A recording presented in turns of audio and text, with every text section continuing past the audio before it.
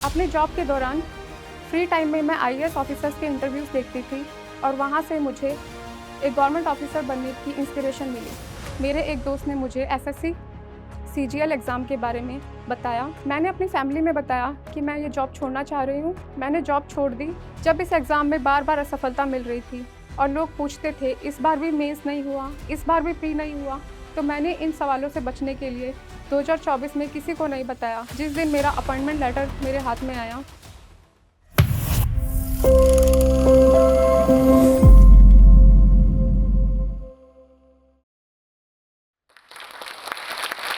Hello everyone, मेरा नाम नवदीप कौर है और मैं जयपुर, राजस्थान से बिलॉन्ग करती हूँ।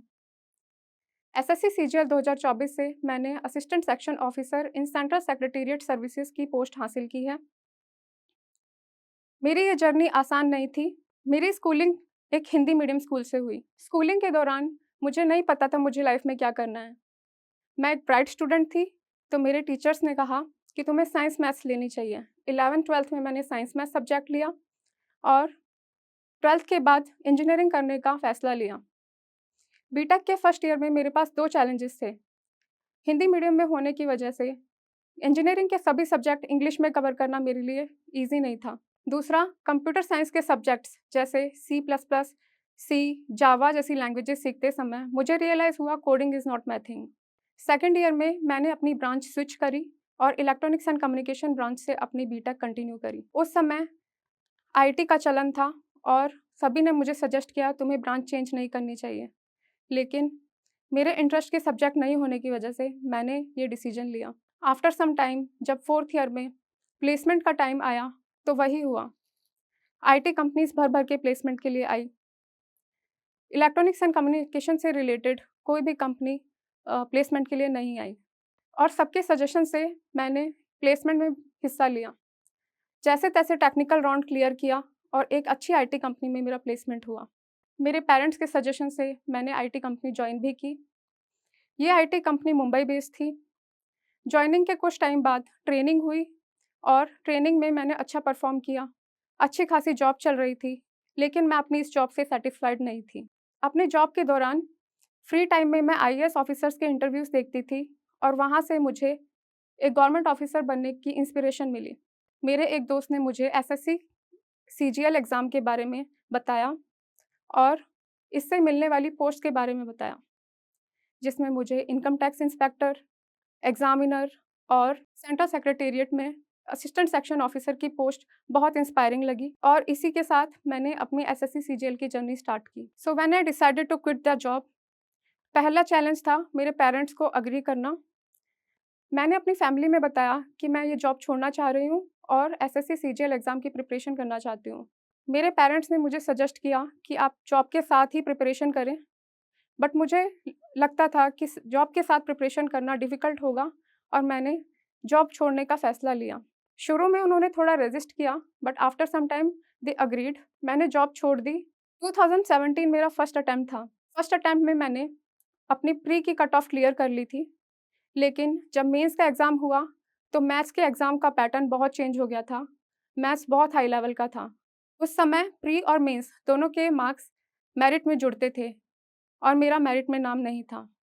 मैंने सोचा कोई बात नहीं, ये मेरा फर्स्ट अटेम्प्ट है, नेक्स्ट अटेम्प्ट में मैं अच्छा करूँगी।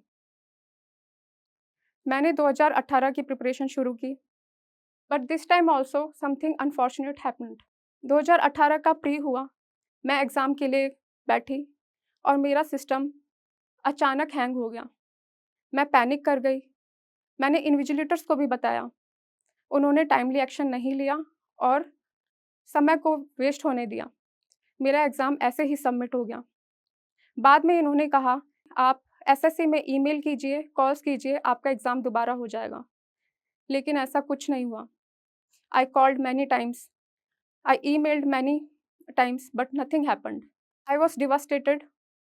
मैं विश्वास नहीं कर पा रही थी मेरे साथ ये क्या हो गया। मैंने अपने आप को सँभाला, थोड़े दिन अपने आप को डाइवर्ट किया और फिर डिसाइड किया कि it can happen to anybody and I should not give up like this. मैंने अपनी प्रिपरेशन फिर शुरू की। 2019 का पेपर हुआ। मेरा प्री भी अच्छा हुआ, मेंस भी अच्छा हुआ और मेंस में मैंने 188 मार्क्स अचीव किए मैथ्स में out of 200 and 186 marks achieve किए इंग्लिश में out of 200। This was a nice score और कुछ सिली मिस्टेक्स से ही मेरे कुछ मार्क्स कम हुए थे। लेकिन इस बार नॉर्मलाइज़ेशन ने एक अलग गेम खेला। नॉर्मलाइज़ेशन में ईज़ी शिफ्ट में मार्क्स ड्रास्टिकली डिक्रीज़ हो गए और मैंने डीवी दिया, लेकिन मेरा मेरिट लिस्ट में नाम नहीं था। इस बार फिर मैं कुछ मार्क्स से रह गई थी। इस तरह के इवेंट्स बार-बार होने से मेरी फैमिली ने कहा कि आई थिंक तुमने जॉब छोड़ के एक गलती की है, तुम्हें जॉब नहीं छोड़नी चाहिए थी। बट मुझे पता था मेरी मेहनत में कमी नहीं है और मुझ में सेल्फ बिलीव था कि ये एग्ज़ाम मैं क्रैक कर सकती हूँ। मैंने 2020 का एग्ज़ाम फिर दिया। प्री में अच्छे मार्क्स आए, मेंस में भी अच्छे मार्क्स आए, लेकिन ऐसे राइटिंग में मुझे बहुत कम मार्क्स अवॉर्ड हुए। इस बार फिर मेरी उम्मीदों पर पानी फिर गया।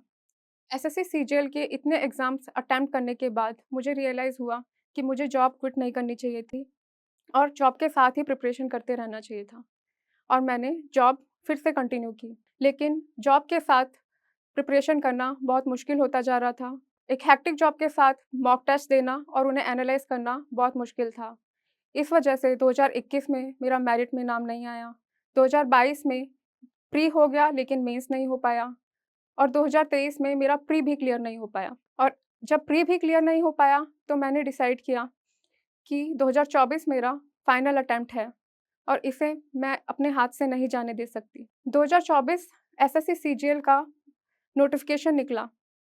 मैंने फॉर्म फिल करते टाइम ही डिसाइड कर लिया था कि इस बार मैं अपना 100% देने वाली हूँ। मैंने जॉब क्विट की, मैंने अपनी स्ट्रैटेजी को पूरा बदल दिया और 50% टाइम मैं अपना मॉक टेस्ट पर देती थी और 50% टाइम मैं अपना स्टडी में देती थी।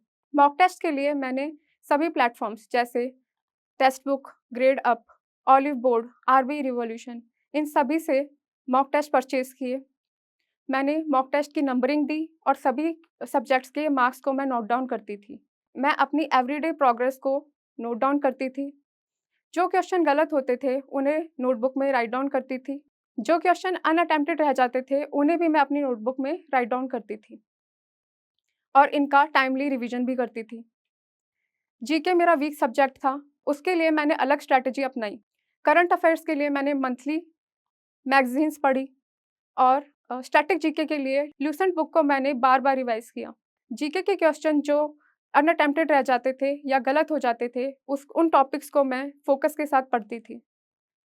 इस तरह मेरे एसएससी के मॉक टेस्ट में 175 प्लस मार्क्स आने लगे और जब मॉक टेस्ट में 175 प्लस मार्क्स आने लगे, तो मैंने एसएससी सीजीएल मेंस की प्रिपरेशन शुरू की और एसएससी सीजीएल मेंस के मॉक टेस्ट देना स्टार्ट किया और मैंने मेंस के एग्ज़ाम्स में भी सब्जेक्ट वाइज़ नोट डाउन करना शुरू किया, अपनी प्रोग्रेस को रिकॉर्ड किया, अपनी गलतियों पर काम किया। जब इस एग्ज़ाम में बार-बार असफलता मिल रही थी और लोग पूछते थे, "इस बार भी मेंस नहीं हुआ, इस बार भी प्री नहीं हुआ", तो मैंने इन सवालों से बचने के लिए 2024 में किसी को नहीं बताया कि मेरा प्री एग्ज़ाम हो गया है या मेन एग्ज़ाम हो गया है। मैं प्री एग्ज़ाम अकेले देने गई, मेंस एग्ज़ाम भी मैंने अकेले दिया। मैंने किसी को नहीं बताया। जिस दिन मेरा अपॉइंटमेंट लेटर मेरे हाथ में आया, मैं इन सवालों से थक गई थी कि तुम्हारा प्री एग्ज़ाम हो गया? क्या तुम्हारा मेन एग्ज़ाम हो गया? इसलिए इन सवालों से बचने के लिए 2024 सीजीएल में मैंने किसी को नहीं बताया कि मेरा प्री एग्ज़ाम कब हुआ, कट ऑफ कब आई, मेंस कब हुआ, मेंस की कट ऑफ कब आई। मैंने बस फ़ोकस किया अपनी पढ़ाई पर। मेरी प्रिपरेशन के दौरान मैंने कोई सोशल मीडिया प्लेटफ़ॉर्म यूज़ नहीं किया। मैंने अपनी लाइफ़ से सभी डिस्ट्रैक्शंस को दूर किया। बाहर घूमना, दोस्तों के साथ हैंग आउट करना, ये सब ख़त्म कर दिया। मुझे लेटर ऑफ अपॉइंटमेंट ईमेल पर आया, तो मैंने अपनी फैमिली को गैदर किया और उन्हें बताया कि मुझे असिस्टेंट सेक्शन ऑफ़िसर की पोस्ट अलॉट हुई है और जब मैंने अपने घरवालों को बताया कि मुझे असिस्टेंट सेक्शन ऑफ़िसर की पोस्ट अलॉट हुई है, तो दे वर इन शॉक। उन्हें पता नहीं था कि कब मैंने प्री की कट ऑफ क्लियर की, कब मेंस की कट ऑफ क्लियर की। दे वर ऑल हैप्पी और उस दिन उन्होंने कहा कि तुम्हें अपनी मेहनत का फल मिल गया है।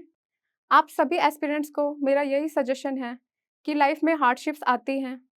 कुछ चीज़ें हमारे कंट्रोल में होती हैं, कुछ नहीं। हमारे कंट्रोल में सिर्फ मेहनत करना है। सक्सेस के सिर्फ 2 मंत्रा हैं, सेल्फ बिलीफ एंड डिसिप्लिन। आपको अपने मॉक टेस्ट उसी टाइम पर देने हैं जिस टाइम पर रियल एग्ज़ाम होता है। अपने मॉक टेस्ट सिर्फ़ मॉक टेस्ट देने के लिए नहीं, अपनी कमियों पे काम करने के लिए दीजिए। अपने गलत क्वेश्चंस को एनालाइज़ कीजिए, अपनी खामियों पर काम कीजिए। मैंने इतने अटेम्प्ट्स दिए एसएससी सीजीएल के और लास्ट अटेम्प्ट में मैंने इस एग्ज़ाम को क्रैक किया। It was not easy. सभी नेबर्स भी मुझे बोलते थे कि तुम्हें एग्ज़ाम नहीं देना चाहिए, तुम्हें जॉब कर लेनी चाहिए।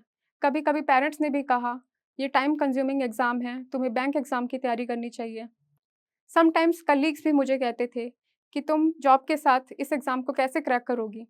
लेकिन मैंने गिव अप नहीं किया।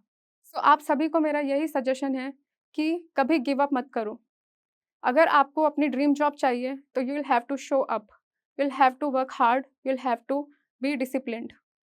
अपने ड्रीम्स पर कभी गिव अप नहीं करना है, क्योंकि ज़रूरी नहीं है आपका एग्ज़ाम फर्स्ट अटेम्प्ट में ही क्लियर हो। कभी-कभी लास्ट अटेम्प्ट में भी आपके सपने पूरे होते हैं। इसीलिए अगर आपको अपनी मेहनत पर भरोसा है, तो keep knocking the door, one day the door will open.